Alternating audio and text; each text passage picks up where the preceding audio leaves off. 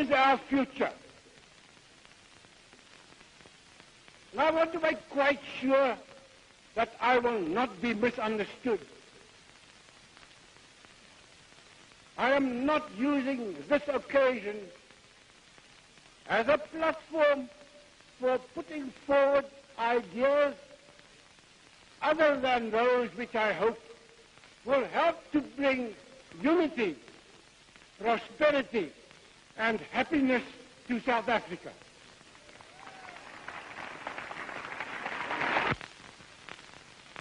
I see our republic, the republic of the English and the Afrikaans speaking alike, governing what is the heritage of white South Africa, joined together as one by the very task set them at this time. Through this unity, cooperating in solving its special problem of race relations, so totally different from problems anywhere else in the world. Unity,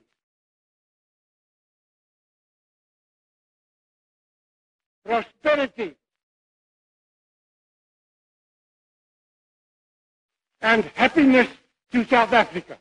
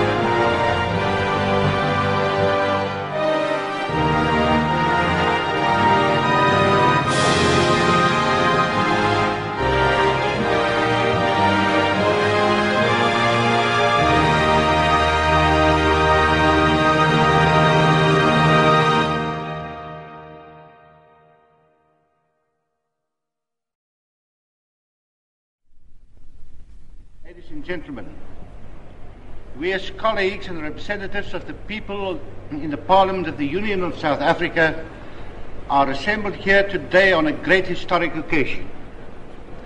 We have in our midst the Prime Minister of the United Kingdom. It's the first time we have been honored in this way.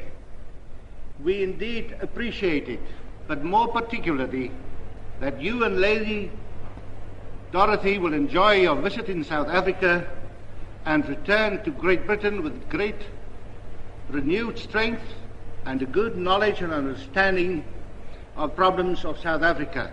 Allow me to welcome you also in Afrikaans. Hartelijk welkom, meneer de Eerste Minister.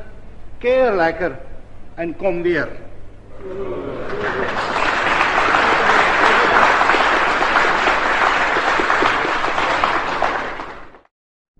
President, Speaker, Ministers, ladies and gentlemen,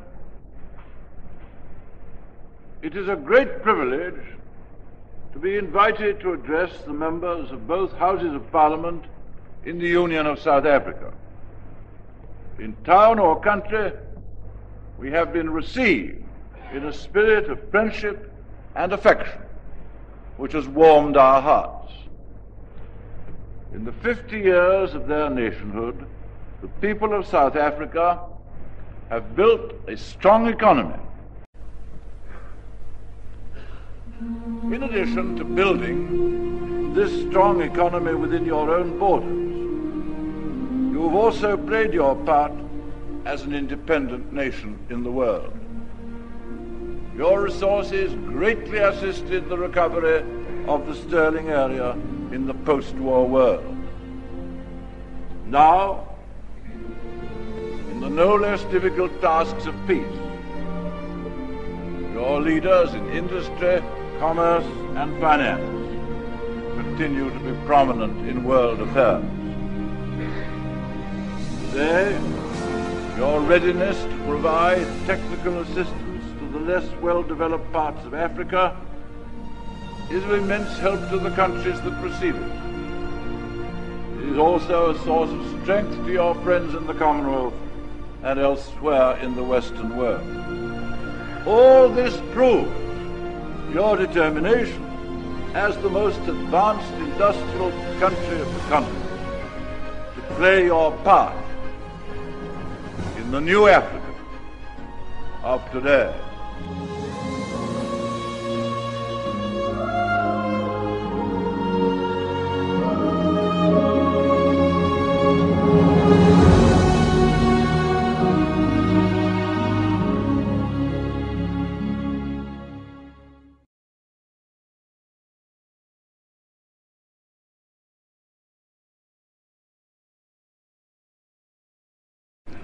Mr. Prime Minister, you've set me a considerable task. We have problems enough in South Africa without you coming to add to them to make such an important statement and to ask me to thank you in a few brief moments. There are two ways in which one can approach a motion of thanks, as you very well know. The first is practically to repeat and endorse every statement that you make. But that, of course, presupposes that one can endorse, which I cannot in all instances. The tendency in Africa for nations to become independent and at the same time to do justice to all does not only mean being just to the black man of Africa, but also to be just to the white man of Africa.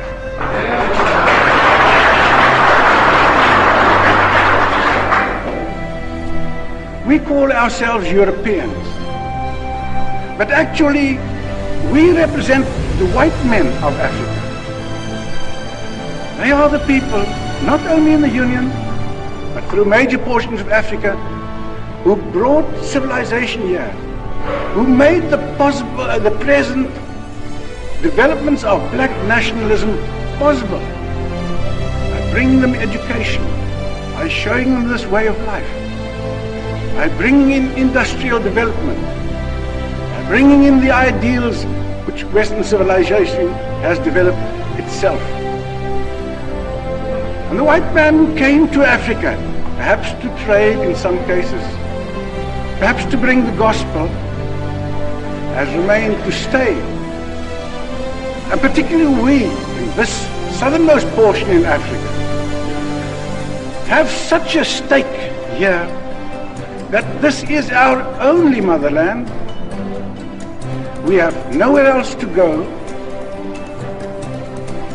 We settled a country there. And the Bantu came in this country and settled certain portions for themselves. And it's in line with the thinking of Africa to grant those fullest rights which we also with you admit all people should have. We believe providing those rights for those people in the fullest degree in that part of southern Africa which their forefathers found for themselves and settled in. But similarly, we believe in balance. We believe in allowing exactly those same full opportunities to remain within the grasp of the white man who has made all this possible. And we also see ourselves as a part of the Western world, a true white state in Africa, with the possibility of granting a full future to the black men in our midst, we look upon ourselves as indispensable to the white world. If there is to be a division in the future, how can South Africa best play its part, both to cooperate with the white nations of the world and at the same time to make friends in the black states of Africa in such a way that they will provide strength to the arm of those who fight for the civilization in which we believe. We are the link. We are white, but we're in Africa. Our policy is one which is called by an Afrikaans word apartheid. And I'm afraid that has been misunderstood so often. It could just as easily, and perhaps much better, be described as a policy of good neighborliness, accepting that there are differences between people. But while these differences exist, and you have to acknowledge them, at the same time, you can live together, aid one another, but that it can best be done when you act as good neighbors always do.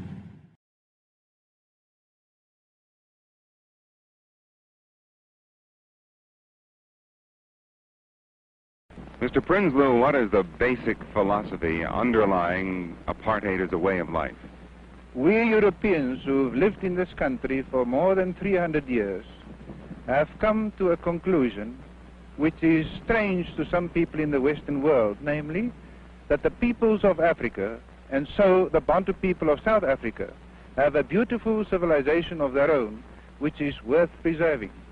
There are many facets of this civilization. For instance, the social warmth of the Bantu peoples, which we Westerners can rightly envy them. Now, we also have a peculiar Western adaptation to Africa. Therefore, we can say that the Bantu peoples are a flower and the Western peoples are a flower, each with a beauty of its own. Mr. Prinsloo, as you are no doubt aware, most criticism of apartheid outside the Union is based largely on moral grounds. For example, the morality of separate residential areas in the cities of the Union, past laws, lack of voting rights, and so on.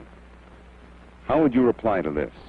As far as residential areas are concerned, the practical situation is that until about 10 years ago, there were no residential areas for urban Bantu people.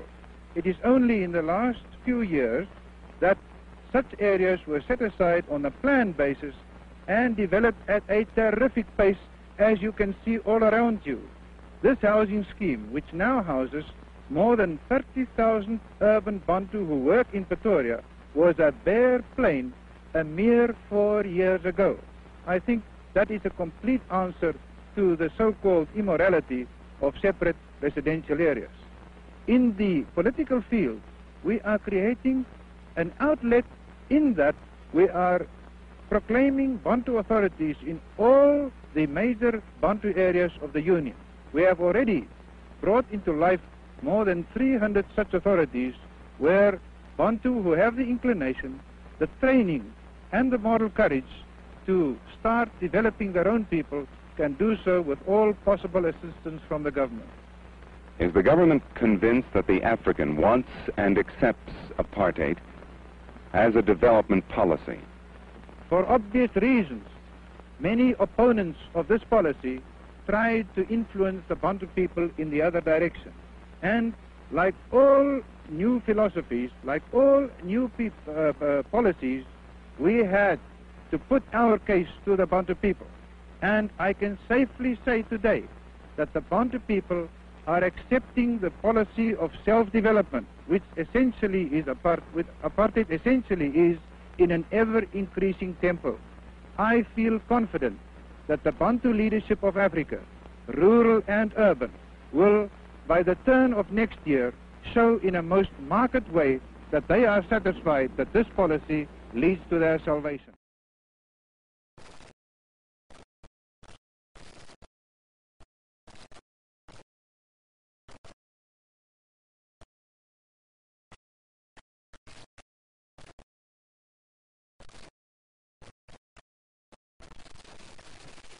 I have just announced in Parliament details of the granting of self-government to the Transkei.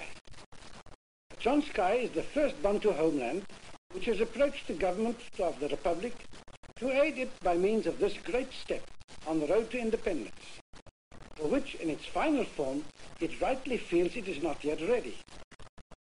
My government is prepared to grant the Transkei a new constitution, which will create a parliament and a cabinet of ministers based on the principles of Western democracy.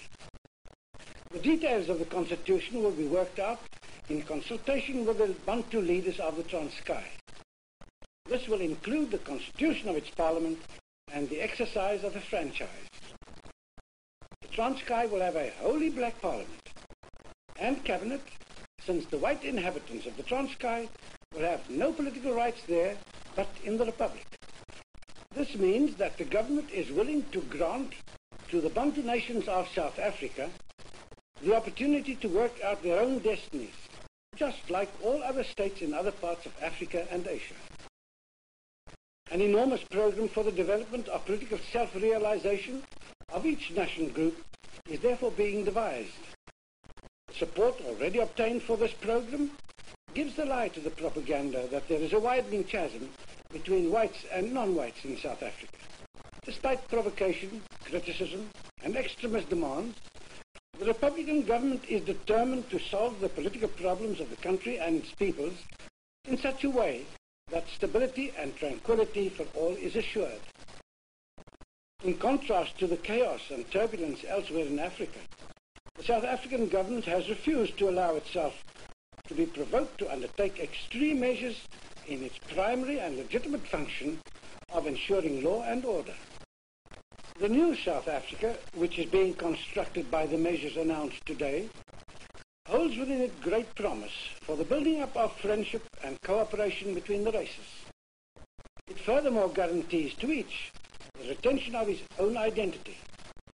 All the nations of the world which seek to protect human dignity and the right to self-determination should give South Africa a fair chance to establish and develop its own Commonwealth of Nations. Chief Matanzima, I presume that you can tell us quite a lot about the possibilities of the Transkei. Say, for instance, in the event of total independence, would you say that the Transkei has the manpower and the talent to run its own affairs? The Bantu people of the Republic of South Africa are the most development of all the Bantu states in the continent of Africa. And there is no doubt that there is plenty of manpower for self-determination in the Transkei. Could you tell us what the future possibilities of the Transkei are? The Transkei is a country with wonderful resources for its future. We have agriculture, coal deposits, copper deposits, marble, and building of dams. As a sign of development, we have big irrigation schemes now under construction in the St. Mark's district, and factories in the Mthatha area, and also the Theta Falls will provide hydroelectric power stations. Have you any Bantu at the moment trained as medical doctors and veterinary officers? There are several Bantu who have qualified as doctors and veterinary officers. And what about lawyers and magistrates? The Bantu in the Transkeian territories have their own judicial system. They have their magistrates, lawyers, and prosecutors. I am also a judicial officer.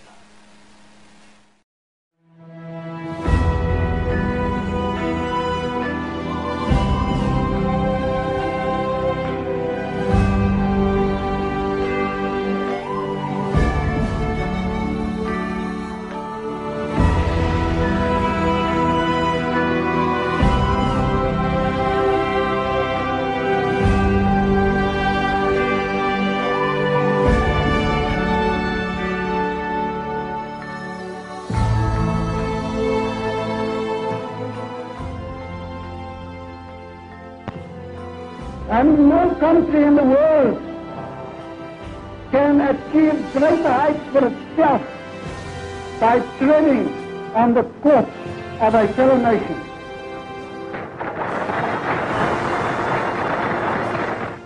We shall become nobody's corpse. We shall fight for our existence, and we shall survive.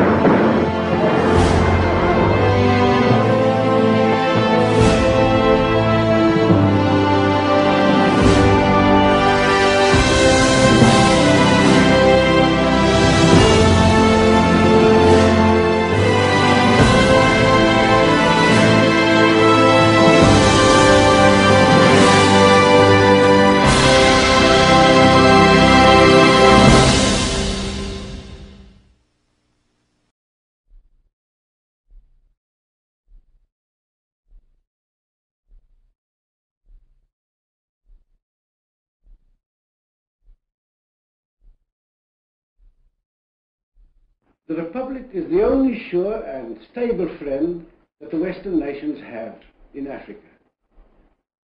We are here to stay, and we are here to aid all others in whatever they may need and can get from us. We have, for a very long time, developed in South Africa a nation of our own, friendly, prosperous, progressive. We hope that the rest of Africa will become likewise. Fortunately, even former opponents of the Republic, those who were in favor of a monarchy, are now prepared to give it full loyalty and cooperation. We are very happy to be a united people. Of course, there has been sensational journalism and conditioned reporting, which created the impression that there would be great difficulties ahead of us. We have no doubt that all this will pass.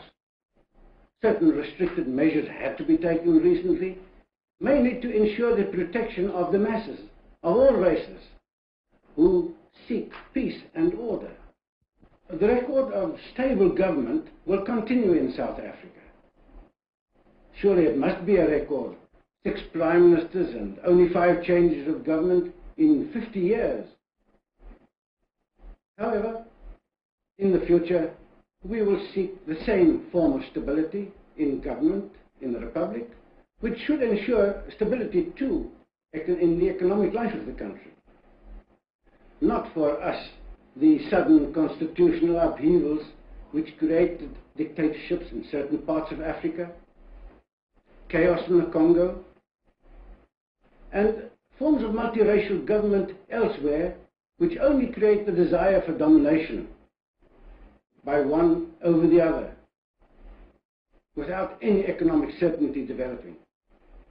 We seek the gradual development of each of our groups in a certain direction. Here the solution is sought by openly retaining the white man's guiding hand, which elsewhere is the hidden guarantee of industrial development and even good administration. Here we follow the example of the nations in creating separate chances of development for each of our racial groups. We seek to give the opportunity for cooperation in a novel way by the creation of a Commonwealth of Southern Africa as our ultimate aim. And in this Commonwealth, cooperation and consultation will be able to take place between all racial groups on the highest level. May this peace and prosperity and aid to all be made possible by the cooperation of our friends in the Western nations.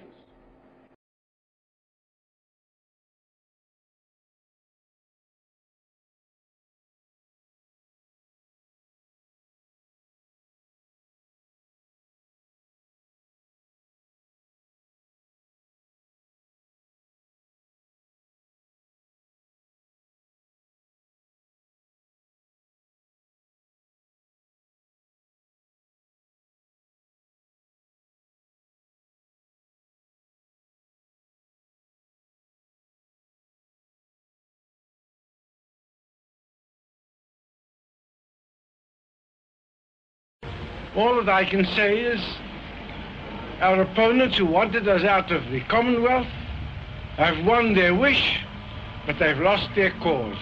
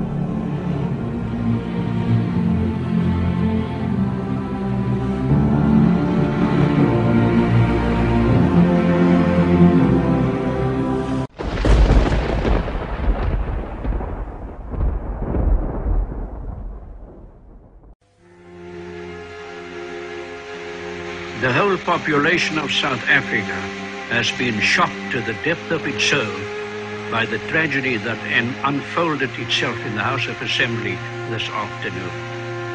It is my sad duty to express on behalf of all the tremendous sense of loss which overwhelms us all on this tragic day. A cedar on the Lebanon has fallen.